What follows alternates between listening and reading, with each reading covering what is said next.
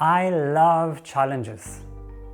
When challenges are wholeheartedly embraced, they instantly transform into opportunities for growth.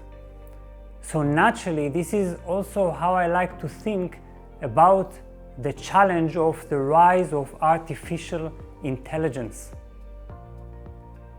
I know that some people don't consider AI a serious threat, and I'm also not sure it is a threat after all, but it is certainly a challenge. Why? Well, in the not so distant future, AI will probably be able to author best-selling books and exciting scripts, write impressive academic papers and offer innovative research questions, solve complex mathematical problems, come up with new medications, compose symphonies and pop hits, and create groundbreaking art. This is not a prophecy. Early signs of these manifestations have already appeared, and we will become increasingly unable to discern whether these creations are artificial or natural. Some people, including experts who are deeply engaged in AI innovation, are intimidated by the implications of this scenario. There are all sorts of scary predictions, from a world without human work to machines taking over the world and controlling humans. I don't know if these predictions will come true.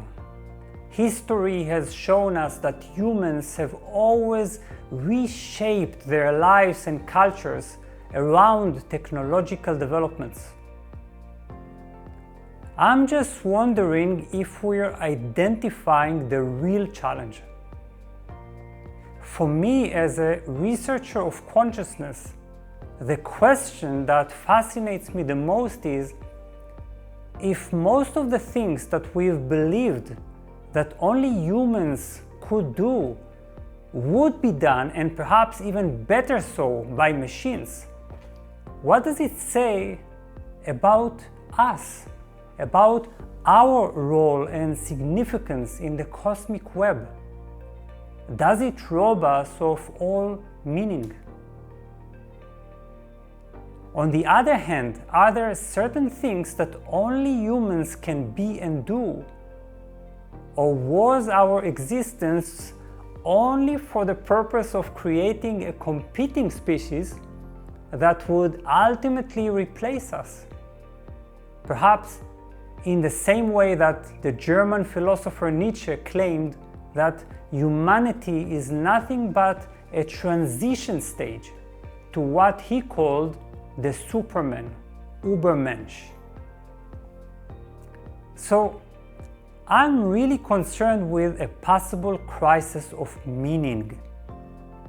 The 20th century mystic and thinker Jiddu Krishnamurti said that, very simply, when he recognized the immensity of this challenge already in the 1980s. He said, "The computers are challenging you. You have to meet the challenge." Krishnamurti warned that we were not prepared for this challenge. And that's because, as always with technological developments, we are so busy with the development itself that we forget to take care of the mind that is facing this development. In other words, we're so busy arguing about whether AI is going to become conscious that we've neglected our own consciousness. You see, the really interesting question about AI, at least as far as you and I are concerned, is, am I completely replaceable and imitable? If a machine can be programmed to such a degree that it can do everything I've ever considered to be my human potential? What are my human mind and human life all about? Is my mind, at least in a sense, mechanical in all its reactions and thought processes? Is my mind truly conscious, intelligent, and creative in a profound sense? Or am I just assuming, as many philosophers do, that since I was born with a conscious mind, I'm inherently superior? So I feel that we should take advantage of the challenge of AI, not to scare ourselves with apocalyptic visions, but to embrace it as a precious opportunity of a kind that previous generations didn't have. An opportunity to embark on a sincere journey of searching for our deeper and irreplaceable humanity. This includes admitting, first of all, that many aspects of our being are mechanical and programmed, but also starting to consciously cultivate all those non-mechanical aspects of our being. A mature response to AI is not worrying whether AI might develop consciousness, but how we could expand our consciousness and how we could deepen our unique abilities to feel and experience. If we take advantage of this awesome AI opportunity, we can redefine the essence and meaning of our human experience. I'm actually not so sure that we have such a definition.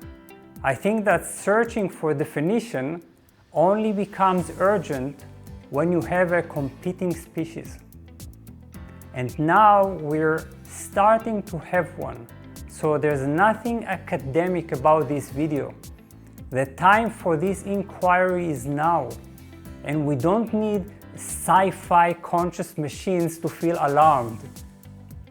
Just the possibility of having machines that are increasingly smarter than us is more than enough to make us realize that the time is now.